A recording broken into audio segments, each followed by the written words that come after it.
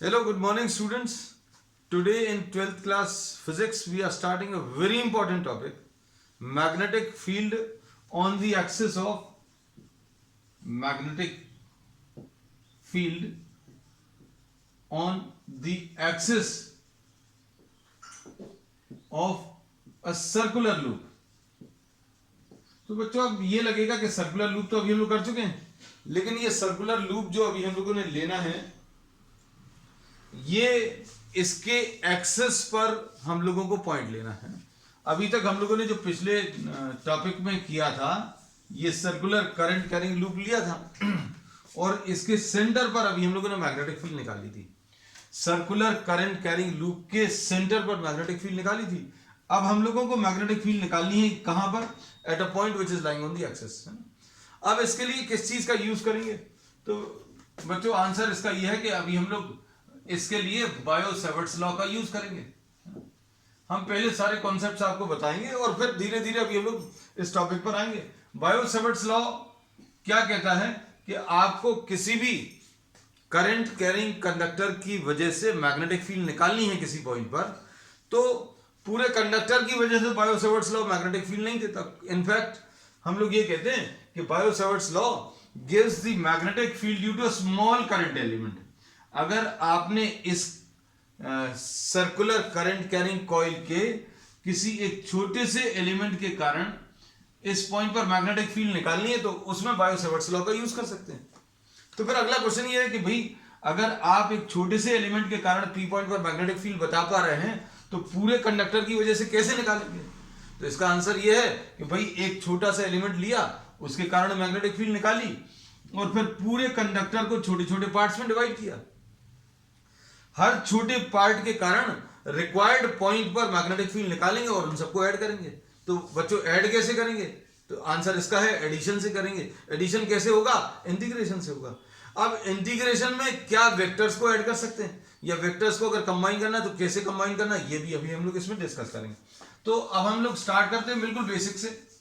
किसी ने अगर पहले की क्लासेस अटेंड नहीं करी तो भी कोई दिक्कत नहीं है। Magnetic field at a point P due to this small current carrying element, इसके कारण इस पॉइंट पर मैग्नेटिक फील्ड अगर आपको बतानी है, तो अब हम लोग क्या करेंगे, इस छोटे से एलिमेंट को उस पॉइंट से ज्वाइन करो। सबसे पहला काम, जिस एलिमेंट की बात कर रहे हैं उस एलिमेंट को आप उस पॉइंट से ज्वाइन करो जहां पर मैग्नेटिक फील्ड निकालनी है। तो आपको पी पॉइंट पर मैग्नेटिक फील्ड निकालनी थी, आप इसको ज्वाइन करो और इसको आर वेक्टर नाम दे दो। ये पहला स्टेप। फिर angle between DL and R, ये थीटा आ गया, ठीक। फिर magnetic field at point P will be equal to mu zero I DL cross R, DL cross R upon 4 pi R cube, ऐसा कुछ रिलेशन आता है। अब इसके बाद क्या करेंगे बच्चों, इसमें मैग्नेटिक फील्ड जो है एक वेक्टर रहेगा और इस वेक्टर का डायरेक्शन क्या रहेगा? इस वेक्टर का direction will be given by the right hand rule. और राइट हैंड रूल क्या है कि आप पहले वेक्टर को डीएल को आर की तरफ घुमाओ, डीएल को आर की तरफ घुमाए। कैसा रोटेशन है? क्लॉकवाइज। ऐसा रोटेशन आप कर्ल ऑफ द फिंगर्स का ले लो। डीएल को आर की तरफ रोटेट करने में कैसा रोटेशन आ रहा है? डीएल को आर की तरफ रोटेट करने में क्लॉकवाइज रोटेशन आ रहा है। वैसा कर्ल ऑफ द फिंगर्स ले लो पी पॉइंट पर। कर्ल ऑफ द फिंगर्स ले लिया, किस डायरेक्शन में लिया curl of the fingers? In the direction of DL towards R. DL towards R ये डायरेक्शन आया और direction of the thumb will give you direction of magnetic field. तो भाई एक छोटे से एलिमेंट के कारण मैग्नेटिक फील्ड पता कर ली। फिर क्या करेंगे, सारे एलिमेंट्स के कारण मैग्नेटिक फील्ड निकालेंगे और वो वेक्टर आएगी, है ना। तो अब इसको अच्छे से समझना, ये जो मैग्नेटिक फील्ड रहेगी ये बहुत इंपॉर्टेंट एक पॉइंट है कि magnetic field at point P will be perpendicular to DL and magnetic field at point P will be perpendicular to R. Magnetic field दोनों डीएल और आर के परपेंडिकुलर रहेगी, है ना। चलो अब हमने बता दिया कि किस चीज का यूज करने वाले हैं, क्योंकि अभी हम लोगों को magnetic field at a point lying on the axis बताना है। तो सेंटर पर कैलकुलेशन तो कर चुके हैं in the previous class. Now we will be finding out magnetic field at this point, है ना। मैग्नेटिक फील्ड इस पॉइंट पर बताना है। तो अब समस्या क्या है, ये डायग्राम कैसे बनेगा, है ना। तो डायग्राम बनाने के लिए कुछ तो चेंज करना पड़ेगा। क्यों?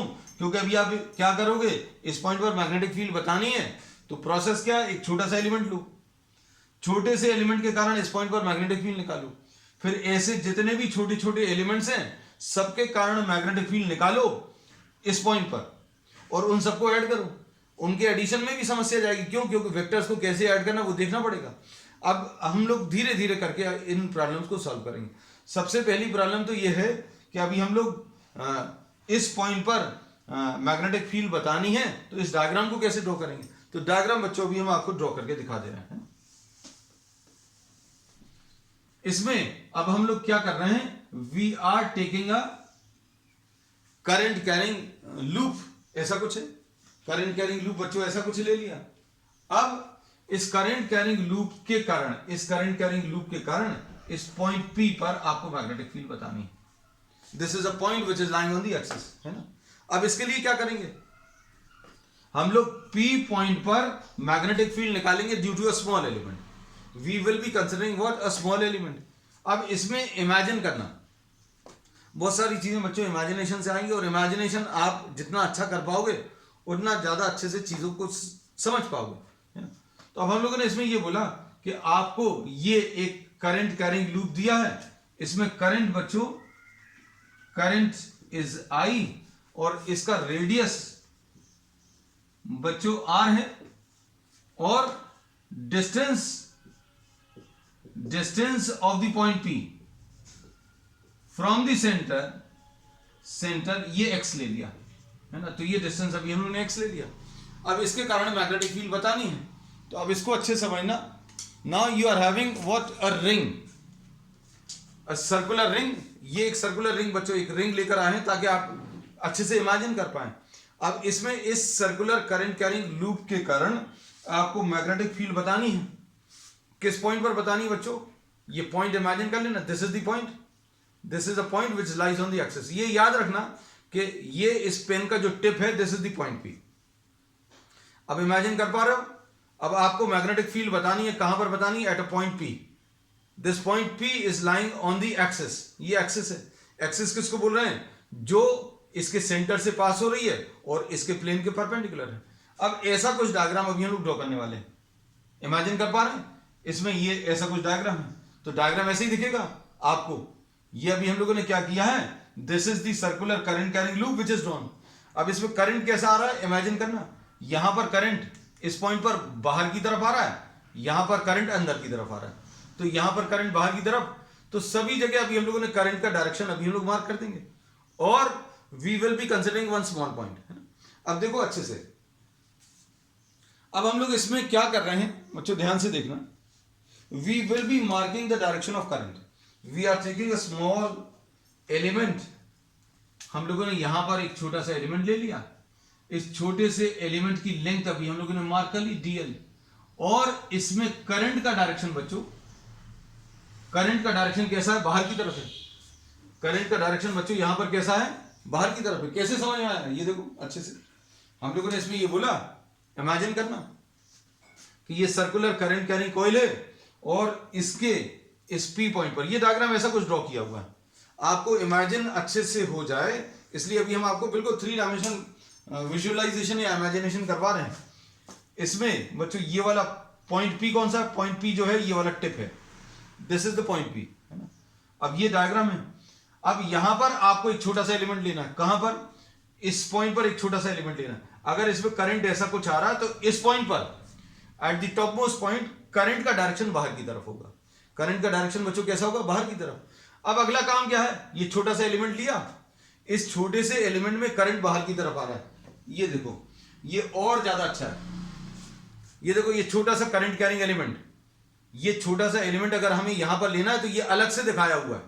देखो, ये करंट कैरिंग एलिमेंट आपको अलग से दिख जाए, ये मेटालिक पीस लगा हुआ है ना। ये अभी हम लोगों ने बोला था बच्चों, 2 रिंग्स दिखा रहे हैं, ये एक्चुअल डायरेक्शन है, ये एक्चुअल करंट कैरिंग लूप है, इसमें करंट ऐसा कुछ आ रहा है। अब इसके कारण इस पॉइंट पर मैग्नेटिक फील्ड अगर आपको बतानी है, तो अब हम लोग एक छोटा सा एलिमेंट लेंगे, और इस छोटे से एलिमेंट में करंट का डायरेक्शन कैसा आएगा, यहां पर करंट ऐसा कुछ जा रहा है, करंट अगर ऐसा कुछ जा रहा है, तो यहां ऊपर देखो करंट बाहर की तरफ आएगा, करंट बाहर की तरफ आ रहा है, अभी हमने डॉट से मार्क किया, है ना। अब देखो, इसमें अभी हम लोगों ने ये बोल दिया, ये देखो, ये इसमें करंट बाहर की तरफ, ये बाहर की तरफ दिख रहा है, this is the small current carrying element DL, ये करंट बाहर की तरफ ले जा रहा है। अब क्या करेंगे, अगला काम, इस DL को आप उस पॉइंट से ज्वाइन करोगे। DL को किस पॉइंट से ज्वाइन करोगे, जहां पर आपको मैग्नेटिक फील्ड बतानी है। इस DL को बच्चों, इस DL को, ये जो छोटा सा एलिमेंट है, इसको आपने उस पॉइंट से ज्वाइन किया जहां पर मैग्नेटिक फील्ड बतानी है। तो ये DL आ गया जो बाहर की तरफ दिख रहा है, ये देखो, ये DL है, और ये R वेक्टर है। R वेक्टर कौन सा है, R vector is the vector which joins this small element. इस छोटे से एलिमेंट को आप उस पॉइंट से ज्वाइन करो जहां पर मैग्नेटिक फील्ड बतानी है। और मैग्नेटिक फील्ड कहां पर बतानी है बच्चों, ये अभी हम आपको दिखा चुके हैं। मैग्नेटिक फील्ड आपको यहां पर बतानी है। तो देखो सारी चीजें दिख गई हैं। ये x वाला डिस्टेंस दिख गया, ये DL भी दिख गया, और ये बच्चों R क्या है, ये याद रखना, हमने बताया था छोटे से करंट कैरिंग एलिमेंट को आप उस पॉइंट से ज्वाइन करो जहां पर मैग्नेटिक फील्ड बतानी है ना? तो अब इस डायग्राम में, सिर्फ इसी डायग्राम में इस रिंग को देखकर अभी आप बता सकते हो कि angle between DL and R, ये देखो बच्चों, ये DL है और ये R वेक्टर किसको बोलते हैं, आप इसको उस पॉइंट से ज्वाइन कर रहे हो जहां पर आपको मैग्नेटिक फील्ड बतानी है। तो मैग्नेटिक फील्ड यहां कहीं पर बतानी है, उसको ज्वाइन किया। अब DL और R के बीच में एंगल दिख रहा है क्या, ये DL है, ये R है, तो angle between DL and R will be 90 degrees. दिख रहा है क्या, और नहीं अगर दिख रहा है तो आप देख लो अच्छे से, क्योंकि ये इमेजिनेशन से नहीं आएगा। डायग्राम किताबों में बने रहते हैं, सारी चीजें बच्चों को कभी क्लियर नहीं होती कि angle between DL and R कैसे आएगा। तो ये एक छोटा सा करंट कैरिंग एलिमेंट ले लिया अभी हम लोगों ने। This is the small current carrying element which is carrying current in outward direction. ये करंट बच्चों, ये करंट कैरिंग एलिमेंट है जो करंट बाहर की तरफ ले जा रहा है। और इसमें ये हम लोगों ने बोला, इसको आप, इस छोटे से एलिमेंट को आप उस पॉइंट से ज्वाइन करो, ये R वेक्टर है। तो DL और R के बीच में देख लो एंगल, ये दिख रहा होगा, दिस इज 90 डिग्रीज। तो अब इसमें अभी हम लोग ये कहते हैं कि आप DL को अगर R से ज्वाइन करें, तो अब हम लोगों को ये पता चल गया कि angle between DL and R कितना है, 90 डिग्री। अब इसको अभी हम एक तरीके से और बता दे रहे हैं। We are considering this as the X axis, इसको आप एक्स एक्सिस ले लो बच्चों, और यहां कहीं पर ये दूसरी एक्सिस और ये तीसरी एक्सिस, ये तीन एक्सिस अभी हम लोगों ने ले ली। इसमें ये बच्चों वाई एक्सिस है, ये एक्स एक्सिस है और ये जेड एक्सिस है। तो इसमें अच्छे से सुनना, ये एक्स एक्सिस है बच्चों, ये वाली वाई एक्सिस है, और ये इसमें जेड एक्सिस है। कौन सी, ये एक्स एक्सिस, ये वाई एक्सिस, और बच्चों इसमें ये जेड एक्सिस, जो जेड एक्सिस आपकी तरफ पॉइंट कर रही है। तो अब इसमें देखना, ये जो छोटा सा एलिमेंट है, वो छोटा सा एलिमेंट कौन से वाले प्लेन में लाई कर रहा है।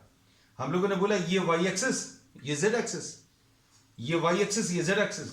तो अब हम लोग बोलते हैं the circular loop lies in the YZ plane। Circular loop कहां पर लाई कर रहा है बच्चों, YZ प्लेन में लाई कर रहा है। ठीक, अब R वेक्टर कहां पर लाई कर रहा है बच्चों, ये देखो, ये R वेक्टर तो अभी हम लोग बना सकते हैं, ये R वेक्टर है, ये R vector lies in the XY plane. ये ऐसा क्यों लिखा, ताकि आपको जो अभी हमने एक्चुअल में करके दिखाया है वो ज्योमेट्री के टर्म्स में भी बता पाए। देखना, इसमें अभी हमने क्या बोला, ये बच्चों एक्स एक्सिस है, ये वाली वाई एक्सिस है, और ये वाली जेड एक्सिस है ना। तो ये वाई एक्सिस और जेड एक्सिस, ये वाई एक्सिस, ये जेड एक्सिस। तो ये सर्कल किस वाली एक्सिस में, किस वाले प्लेन में लाई कर रहा है, ये वाई जेड प्लेन में लाई कर रहा है, ये लिखा हुआ है। तो इसलिए डीएल भी, ये डीएल भी किस प्लेन में लाई करेगा बच्चों, डीएल इसी प्लेन में लाई करेगा। ये कौन सा वाला प्लेन है, ये वाई प्लेन है, ये वाई एक्सिस है, ये जेड एक्सिस है। So we say that DL also lies in Y Z plane. ठीक, आर वेक्टर कहां लाई कर रहा है बच्चों, देखो आर वेक्टर तो क्लियरली दिख रहा है कि ये वाई एक्सिस है, ये एक्स एक्सिस है, तो R lies in the X Y plane. और एक्स वाई प्लेन ये वाला है, सॉरी, एक्स वाई प्लेन ये वाला है, एक्स वाई प्लेन ये वाला है, और वाई जेड प्लेन ये वाला है ना। इन दोनों प्लेन्स को अगर आप देखो, ये वाला प्लेन और ये वाला प्लेन दोनों परपेंडिकुलर हैं, तो वाई जेड प्लेन और एक्स वाई प्लेन दोनों परपेंडिकुलर होते हैं। मतलब क्या है, डीएल और R, therefore DL and R perpendicular to each other. हम बहुत सारी मेहनत कर रहे हैं बच्चों, किसके लिए, सिर्फ डीएल और आर के बीच में एंगल बताने के लिए। बाकी सब कुछ अभी बहुत सिंपल है। सिर्फ इसमें यह भर चीज समझने की है कि अगर ये करंट कैरिंग कॉइल है, इसमें ये छोटा सा एलिमेंट ले लिया, इस छोटे से एलिमेंट को आप कहां की तरफ ज्वाइन करें, पी पॉइंट की तरफ ज्वाइन करें, तो ये आर वेक्टर आ गया, और डीएल और आर के बीच में बच्चों एंगल, ये देखो डीएल और आर के बीच में एंगल कितना आ जाएगा, 90 degree. Angle between DL and R, ये डीएल है और ये आर है, ये देखो डीएल और आर के बीच में एंगल। ये भी हम कई तरीके से आपको दिखा दे रहे हैं। ये आर है, ये पेन जो आर है, ये मेटालिक पीस जो है वो डीएल है, तो angle between DL and R कितना है, 90 डिग्री। चलो अब आ जाते हैं आगे। अब ये चीज क्लियर हो गई इतने पूरे डिस्कशन से, क्या, ये सबसे इंपॉर्टेंट कि angle between DL and R is 90 degrees, है ना।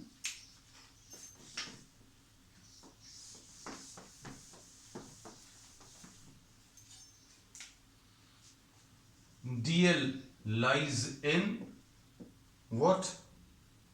The YZ plane. R lies in the XY plane. Angle between DL and R is 90. So for the small element, small current element at A, for the small current element at A, angle between DL and R is 90. आपने एक छोटे से current element के कारण angle between DL and R कितना दिखा दिया, 90 degree. ये इनफैक्ट सभी जगह पर ट्रू होगा। And theta is equal to 90 degrees for all points on the loop. बस सबसे ज्यादा इंपॉर्टेंट इसमें यही था, क्योंकि ये बच्चे इमेजिन नहीं कर पाते हैं कि पॉइंट कहां पर है। पॉइंट ये एक्सेस है यहां कहीं पर, डीएल क्या है, इसमें करंट ऐसा कुछ आ रहा है तो डीएल आपकी तरफ आ रहा है।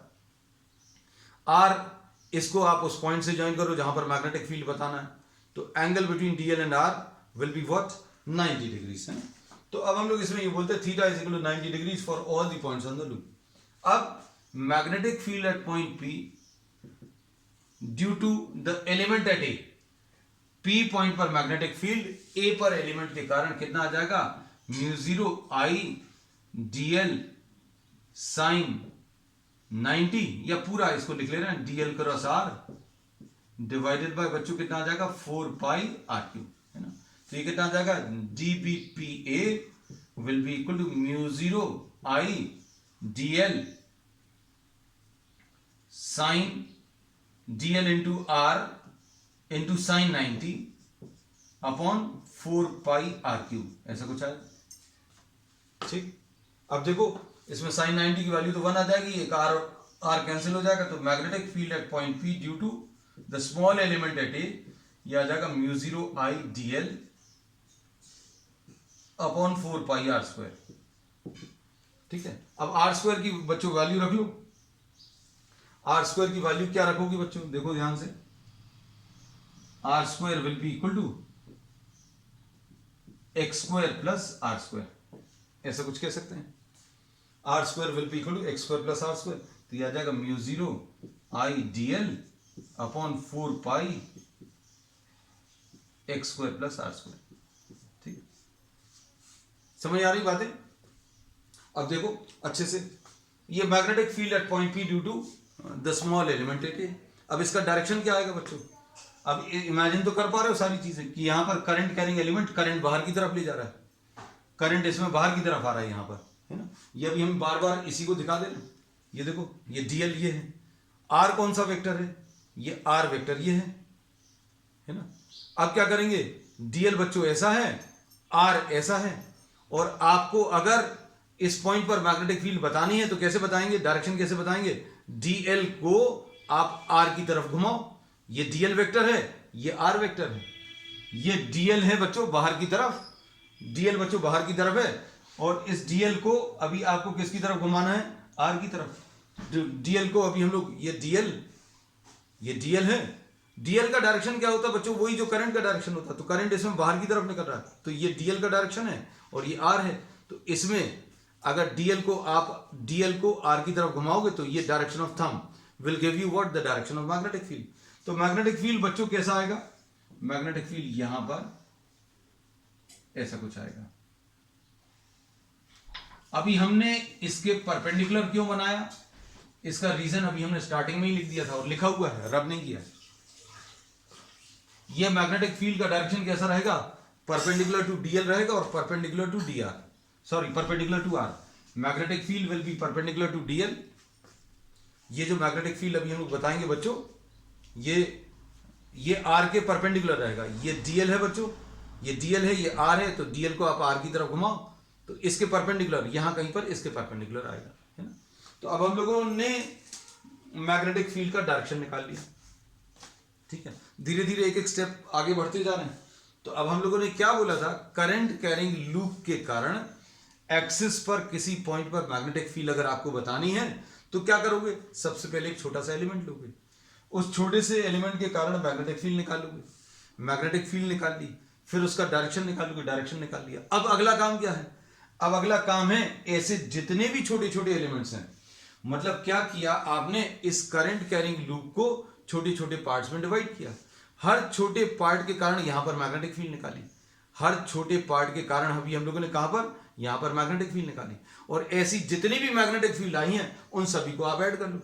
उन सभी को आप अगर ऐड करोगे तो आपको टोटल मैग्नेटिक फील्ड मिल जाएगी। अब एडिशन कैसे करेंगे? सबसे बड़ी समस्या तो यह है कि अगर आपको सिंपल स्केलर क्वांटिटीज अगर दी होती तो आप सबको डायरेक्टली ऐड कर लेते, लेकिन यहां पर क्या प्रॉब्लम है? यहां पर ये वेक्टर है। तो अब इस वेक्टर को ऐड करने के लिए देखो बच्चों क्या करने वाले हैं। सपोज अभी हम लोगों ने इसको थीटा ले लिया,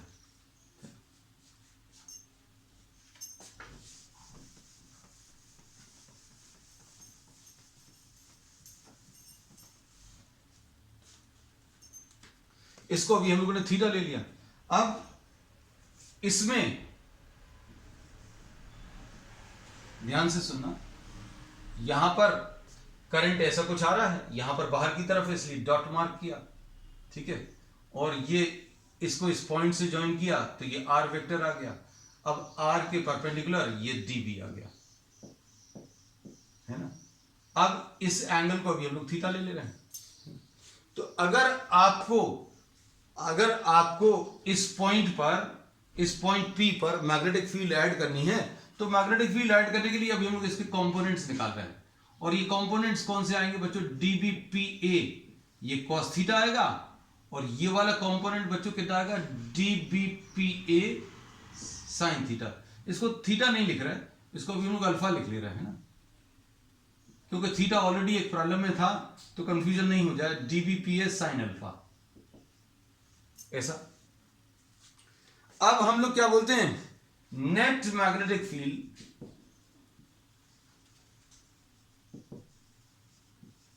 at point P is found by adding only components along the axis। जो कंपोनेंट्स अलोंग द एक्सिस सिर्फ वो ले लो। अब भाई दूसरे को क्यों छोड़ दो? दूसरे को क्यों छोड़ दो? इसका रीजन अब हम आपको इसमें बताते हैं, अच्छे समझना। हम लोगों ने ये बोला कि भाई इस छोटे से एलिमेंट के कारण पी पॉइंट पर मैग्नेटिक फील्ड निकाली, ये मैग्नेटिक फील्ड आई, और इस मैग्नेटिक फील्ड के दो हिस्से की, एक तो ये एक्सिस के अलोंग है और एक एक्सिस के परपेंडिकुलर है। तो अभी हमने बोला इसको आप छोड़ दो, सिर्फ ये वाला डीबीपीए कॉस अल्फा, डीबीपीए कॉस अल्फा लो और इनको ऐड कर दो, है ना। तो भाई सिर्फ ये क्यों ले रहे हैं, तो उसका कारण समझने के लिए हम लोग क्या कर रहे हैं, एक छोटा सा एलिमेंट और ले लें, ए डैश नीचे। हम लोगों ने ये बोला कि आपने ये छोटा सा एलिमेंट करंट बाहर की तरफ ले जा रहा था, यहां पर ये करंट अंदर की तरफ ले जाएगा, ये छोटा सा element which is lying on the opposite end of the diameter. इस पॉइंट से अगर कोई डायमीटर ड्रॉ करोगे तो यहां पर एक एलिमेंट ले लो, ये करंट बाहर की तरफ ले जा रहा था, यहां पर करंट अंदर की तरफ आएगा। अब करंट अगर अंदर की तरफ जा रहा है तो यहां पर अभी हम क्रॉस मार्क कर दे रहे हैं, तो डीएल का ये डायरेक्शन पता चल गया। डीएल का डायरेक्शन वही होता है जो करंट का, तो करंट अंदर जा रहा है तो मैग्नेट, इसमें करंट का डायरेक्शन अंदर है, मतलब डीएल का ये डायरेक्शन है। इसको इस पॉइंट से ज्वाइन करो, ज्वाइन कर दिया। इस पॉइंट पर मैग्नेटिक फील्ड निकालो। मैग्नेटिक फील्ड कैसे निकालोगे, ये देखो, इसमें डीएल का अंदर की तरफ डायरेक्शन है और डीएल का डायरेक्शन अंदर की तरफ है और ये आर ऐसा कुछ है, तो डीएल को आर की तरफ घुमाओ, इसमें डीएल अंदर की तरफ है और इसको आर की तरफ अगर आप घुमाएंगे, ये देखो डीएल अंदर की तरफ और इसको आर की तरफ घुमाओ, ये आर है बच्चों, तो आर की तरफ आप घुमाओगे तो मैग्नेटिक फील्ड बच्चों यहां पर ऐसी कुछ आएगी, ये भी परपेंडिकुलर टू आर आएगी और इसको डीबीपी ए डैश बोलेंगे। अब क्या होगा, इसके भी दो कंपोनेंट्स आएंगे। कौन से दो कंपोनेंट्स आएंगे बच्चों, अगर आपने यहां पर एक और एलिमेंट ले लिया, ये ए था, यहां पर ए डैश है, तो यहां पर जो मैग्नेटिक फील्ड आएगी बच्चों,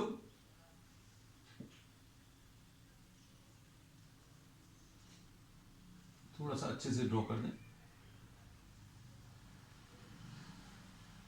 इस पॉइंट पर जो मैग्नेटिक फील्ड आएगी वो आर के फिर से परपेंडिकुलर आएगी, ये लो, ये डीबीपी ए डैश आएगा,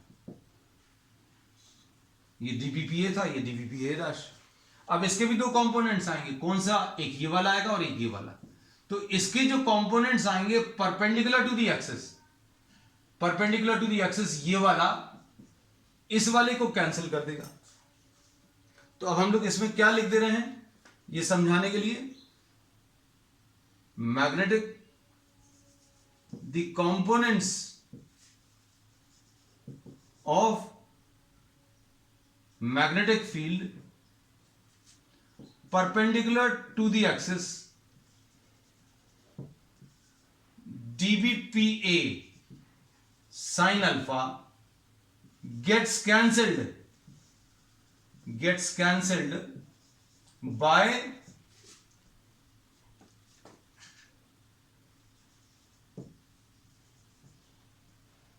the perpendicular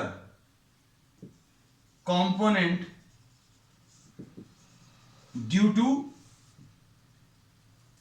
another element, another small current element A dash, एक और जो छोटा सा करंट एलिमेंट ले लिया A dash, lying on the opposite end of the diameter, end of diameter through a. English में लिख दिया बहुत बड़ा बड़ा सा, है ना। इसका मतलब क्या है भैया, ए के थ्रू जो डायमीटर पास हो रहा है उसके ऑपोजिट एंड पर जो ए डैश है, उसके कारण जो मैग्नेटिक फील्ड आएगी उसका परपेंडिकुलर कंपोनेंट डीबीपीए को कैंसिल करेगा। So components of magnetic field perpendicular to the axis DBPA sine alpha gets cancelled by perpendicular component due to another small current element A dash lying on the opposite end of the diameter through A, ठीक है। तो ये इतना लिखना पड़ेगा।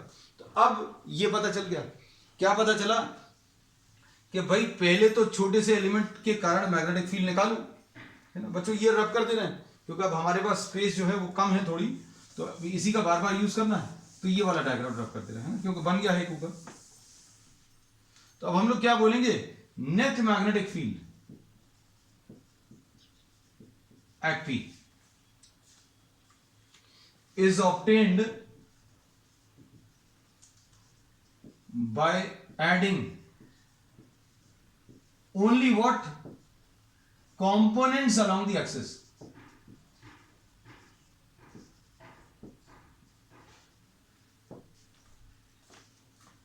अब इसमें बच्चों ये समझना अच्छे से, ये अभी हमने बोला था ये करंट कैरिंग कॉइल है, इसके कारण यहां पर जो मैग्नेटिक फील्ड आपने निकाली थी इस छोटे से एलिमेंट के कारण, ये इसके परपेंडिकुलर आई थी। किसके परपेंडिकुलर? इसके आर के परपेंडिकुलर। और इनफैक्ट पी पॉइंट पर अगर आप देखोगे, ये जो पी पॉइंट है बच्चों, इस पॉइंट पर जो मैग्नेटिक फील्ड्स आएंगी वो ऐसी कुछ आएंगी पी पॉइंट पर। मतलब ये आर है हमारा, ये इस आर से कंपेयर कर सकते हैं अभी ये वाले आर से, और ये डीबीपी है। तो इसमें सभी जगह पर जो मैग्नेटिक फील्ड्स आएंगी वो ऐसी कोनिकल शेप की आएंगी, और इन सारी मैग्नेटिक फील्ड्स का जो रिजल्टेंट आएगा वो अलोंग दी एक्सिस आएगा, है ना। तो अभी हम लोगों ने क्या बोला? Net magnetic field at point P is obtained by adding only components along the axis, DBPA cos alpha. बस अब काम खत्म हो गया समझाने वाला, क्योंकि आज जो है समझाने का बहुत कुछ था।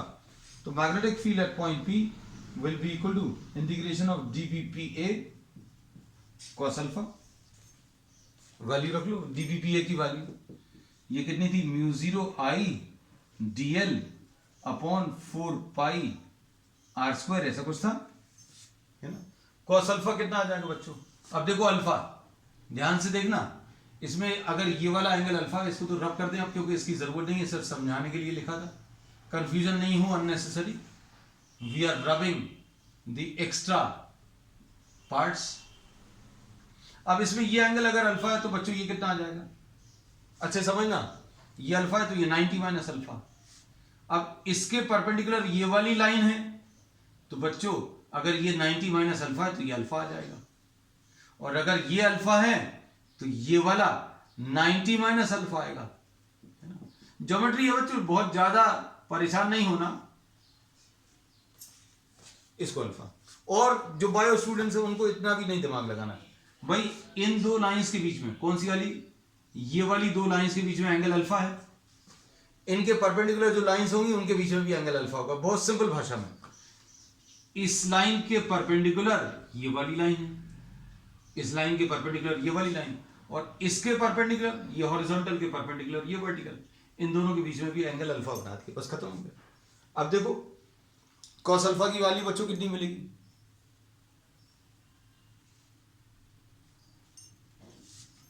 कॉस अल्फा लिख लें,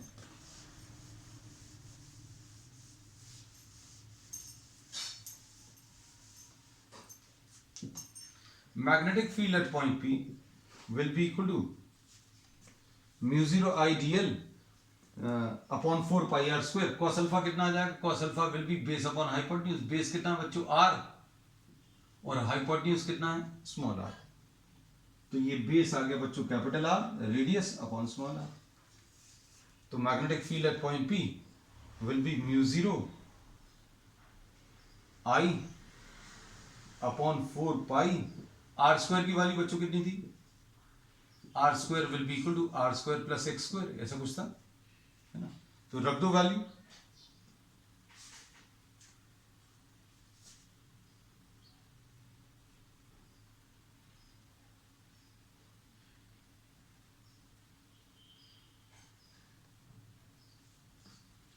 तो ये कितना आ जाएगा बच्चों?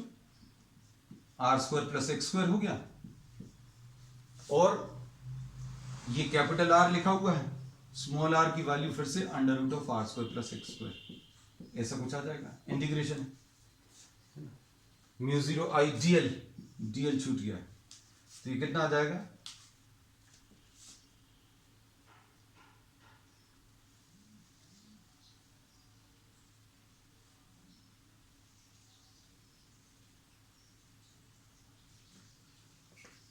Mu 0 I R upon 4 pi, इन दोनों को मल्टीप्लाई करें तो कितना आ जाएगा? R square plus X square to the power of 1 है, टू द पावर ऑफ 1/2 है, तो यानी टू द पावर ऑफ 3/2 आ जाएगा।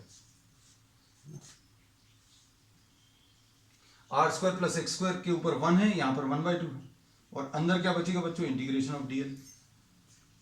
तो इंटीग्रेशन ऑफ डीएल क्या आ गया बच्चों? इंटीग्रेशन ऑफ डीएल मतलब जितने भी छोटे छोटे लेंथ हैं, जितनी भी छोटी छोटी लेंथ है उन सभी को आप ऐड कर दो। सारी लेंथ को अगर आप ऐड करोगे तो कितना आ जाएगा, म्यू 0 आई आर इंटू ये 2 पाई आर आ जाएगा, 2 pi R upon 4 pi R square plus X square to the power of कितना 3/2। और इसको सॉल्व करने पर बच्चों कितना आ जाएगा, mu 0 I R square upon 4 pi, sorry 2 तो कैंसिल हो गया, पाई भी कैंसिल हो गया, तो 2 R square plus X square to the power of कितना आ गया बच्चों 3/2। ये magnetic field at point P आ गया, है ना। डेरिवेशन बहुत लंबा नहीं है लेकिन इसको समझाने के लिए, है ना, मेन कॉन्सेप्ट इसमें डीएल और आर के बीच में जो एंगल है वो 90 डिग्री, वो बच्चे इमेजिन नहीं कर पाते, है ना। अब किताबों में भी डायग्राम्स ऐसे दिए हैं कि आपको एकदम से क्लियर नहीं होता, लेकिन एक बार क्लियर हो जाए तो सारी चीजें याद आएंगी आपको। अब इसका डायरेक्शन कैसा रहेगा, डायरेक्शन विल बी, डायरेक्शन हमेशा आपको किससे मिलेगा, डायरेक्शन निकालने का एक सिंपल तरीका भी बताया है कि अगर आपको इस पॉइंट पर मैग्नेटिक फील्ड बतानी है तो आप क्या करोगे, करंट के डायरेक्शन में कर्ल ऑफ द फिंगर्स ले लो तो यहां पर मैग्नेटिक फील्ड ऐसी आएगी। और अभी हमने कहा भी था कि भाई ये वाला कंपोनेंट छोड़ दो, सिर्फ ये वाले ऐड करो। अगर सिर्फ ये वाले ऐड करोगे, इसके कारण इस डायरेक्शन में, इसके कारण भी इस डायरेक्शन में, इसके कारण भी इस डायरेक्शन में, सभी के कारण इसी डायरेक्शन में आ रहा है, तो अभी हम लोग बोलेंगे magnetic field will B along the axis. और अलोंग द एक्सिस निकालने का तरीका क्या रहेगा, करंट के डायरेक्शन में कर्ल ऑफ द फिंगर्स ले लो, ये डायरेक्शन ऑफ मैग्नेटिक फील्ड आएगा। तो डायरेक्शन भी बता दिया और मैग्नीट्यूड भी आ गया। आप देखना ध्यान से, इसमें कुछ स्पेशल केसेस हैं वो भी डिस्कस कर लेंगे क्योंकि इसी टॉपिक के हैं बच्चों, क्योंकि अलग से इसके लिए टाइम नहीं स्पेयर करेंगे। Magnetic field at point P पता चल गया कितना है, mu 0 I R square upon 2 R square plus X square to the power of कितना 3/2। This is the relation. अब इसमें x की वैल्यू 0 ले लो, x की वैल्यू 0 मतलब क्या हो जाएगा, ये पॉइंट P जो है कहां पर आ जाएगा, एट द सेंटर। तो बच्चों सेंटर का तो अभी हम कर चुके हैं, फिर से क्यों कर रहे हैं, तो चेक करके देख रहे हैं। Mu 0 I R square upon 2 R square to the power of कितना 3/2, है ना। तो ये आ जाएगा mu 0 I R square upon 2 R cube, है ना। तो ये कितना आ जाएगा, म्यू 0 आई अपॉन 2r, ऐसा कुछ आ जाएगा।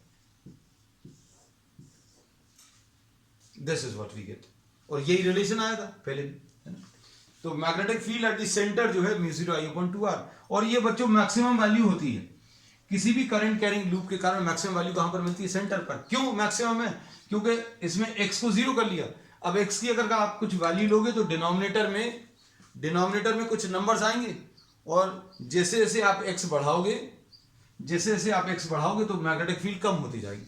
तो अब हम लोग इसमें क्या बोलेंगे, ध्यान से देखना।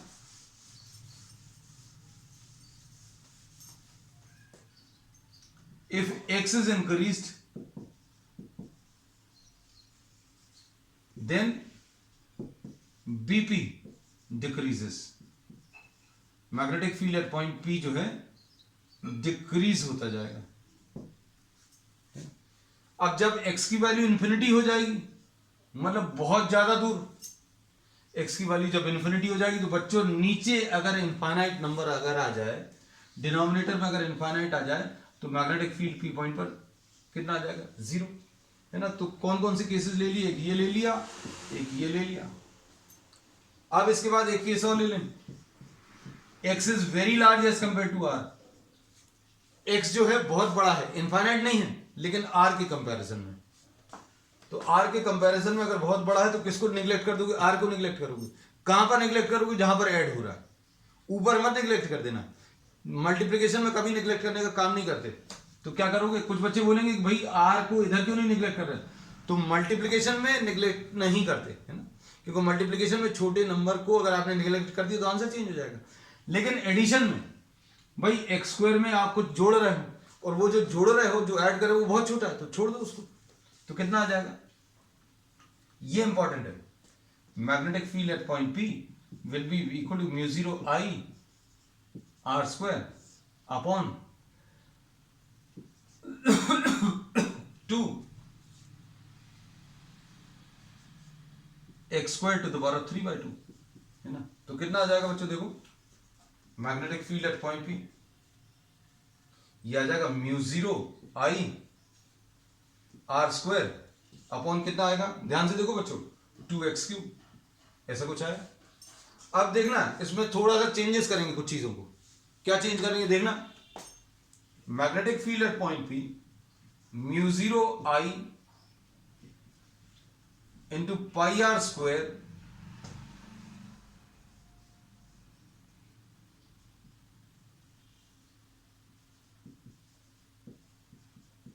ऊपर क्या किया, पाई और 2 एक्स्ट्रा आ गया, पाई और 2 एक्स्ट्रा आ गया, तो कितना आ जाएगा बच्चों नीचे, 4 पाई x3। अब देखो अच्छे से, current into area, current into area ये अभी हम पिछले टॉपिक में बता चुके हैं, I इंटू ए, ये मैग्नेटिक डाइपोल मोमेंट होता है, मैग्नेटिक डाइपोल मोमेंट है ना, I इंटू ए है ना। तो अब हम लोग इसको क्या बोलेंगे बच्चों, देखना म्यू 0 इंटू 2m अपॉन 4 पाई x3, ये मैग्नेटिक फील्ड आ गया। ये बच्चों ऐसा कुछ इतनी सारी चीजें करके अभी हम लोग क्या दिखाना चाह रहे हैं, तो दिखाना ये चाह रहे हैं, अगर किसी को याद हो इलेक्ट्रिसिटी में या इलेक्ट्रोस्टैटिक्स में भी अभी हम लोगों ने ऐसा कुछ पढ़ा था। कैसा कुछ पढ़ा था, देखो मैग्नेटिक फील्ड की जगह इलेक्ट्रिक फील्ड आ गया था। Electric field at any point lying on the axis of the dipole, ये कितना आया था, 2p upon 4 pi epsilon 0 x3। ऐसे ही कुछ रिलेशन, यहां पर कांस्टेंट 1/4 पाई एप्सिलॉन 0 आया, यहां पर कांस्टेंट कितना म्यू 0/4 पाई आया, और यहां पर 2 into dipole moment, 2 into electric dipole moment आया था, यहां पर 2 इंटू मैग्नेटिक डाइपोल मोमेंट आया। तो ये इलेक्ट्रिक फील्ड की वैल्यू से अगर कंपेयर करें तो बिल्कुल वैसा ही रिलेशन आ रहा है जैसा अभी हम लोगों ने, जैसा इलेक्ट्रोस्टैटिक्स में आया था वैसे ही अभी हम लोगों को यहां पर करंट कैरिंग लूप के लिए मिला। तो अब देखो फाइनली सम अप कर लें सारी चीजों को। हम लोगों ने electric field due to a circular current carrying coil निकाला था, है ना। तो इसके लिए क्या किया, अभी हम लोगों ने बायो-सेवर्ट्स लॉ का यूज किया और उसमें एक छोटा सा एलिमेंट लिया, mu 0 I dl cross r upon 4 pi r3। ये बच्चों बहुत इंपॉर्टेंट रहता है क्योंकि कई बच्चे का ये फीडबैक है कि लास्ट में जो आप सम अप करा देते हैं वो उससे बहुत फायदा मिलता है, तो अच्छे समझना। एक छोटे से एलिमेंट के कारण आप मैग्नेटिक फील्ड निकालोगे, तो बच्चों ये सर्कुलर करंट कैरिंग कॉइल है, इसका ये पॉइंट है। अब हम आपको एक डिफरेंट पर्सपेक्टिव दिखा रहे हैं, इस पॉइंट पर मैग्नेटिक फील्ड बताना है, तो आप क्या करोगे, एक छोटा सा एलिमेंट लोगे, ये छोटा सा एलिमेंट लिया, इस छोटे से एलिमेंट को उस पॉइंट से ज्वाइन करो, इस छोटे से एलिमेंट को आप उस पॉइंट से ज्वाइन करो। अब इसमें बहुत अच्छे से दिख रहा है डीएल और आर के बीच में, उस पॉइंट से ज्वाइन करो जहां पर मैग्नेटिक फील्ड बताना है, तो ये इसको आर वेक्टर बोलते हैं। तो बच्चों ये आर वेक्टर आ गया, ठीक। अब क्या करो, इसके कारण मैग्नेटिक फील्ड निकाल लो। मैग्नेटिक फील्ड का डायरेक्शन कैसे मिलेगा, डीएल को आर की तरफ घुमाओ, डीएल को आर की तरफ घुमाएंगे तो ऐसा कुछ आएगा, आर के परपेंडिकुलर, है ना। तो ये डायग्राम भी बच्चों अच्छा है हमारे हिसाब से। यहां पर देखो ये करंट ऐसा कुछ आ रहा है, करंट यहां पर बाहर की तरफ है, करंट यहां पर अंदर की तरफ है, और ये आर वेक्टर है ना, और आर के परपेंडिकुलर ये मैग्नेटिक फील्ड है। मैग्नेटिक फील्ड निकाल लेंगे, और ये मैग्नेटिक फील्ड निकालने के बाद हम लोग इसके कंपोनेंट्स लेंगे, एक ये वाला और एक ये वाला। हम लोगों ने इसके कंपोनेंट्स लिए थे, कंपोनेंट एक ये वाला और एक ये वाला। हमने बोला था component perpendicular to the axis, इसको छोड़ दो, सिर्फ ये वाला लो। क्यों लो, ये वाला क्यों छोड़ दो, क्योंकि opposite end of the diameter पर जो एक और एलिमेंट लाई करेगा, उसके कारण जो मैग्नेटिक फील्ड आएगी उसका ये कंपोनेंट इस वाले कंपोनेंट को कैंसिल करेगा। So only those components are considered which are along the axis, और वो कितने आ जाएंगे, dBPA cos अल्फा, है ना, और इसको फिर इंटीग्रेट कर दो, और dBPA की वैल्यू अभी हम लोग मालूम है mu 0 I dl upon 4 pi R square, और cos अल्फा बच्चों कितना है, base upon hypotenuse r upon,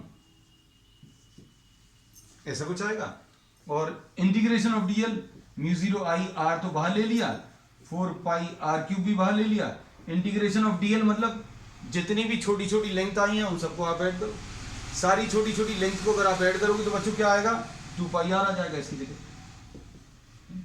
तो ये फाइनल रिलेशन आ गया mu 0 I r square upon, हमने बहुत क्विक एक रिवीजन करा दिया, mu 0 I r square upon 2x square plus R square to the power of कितना 3/2, है ना। तो ऐसा कुछ रिलेशन आया फाइनल। अब इसमें एक चीज और अभी हम आपको बच्चों बता दें, क्या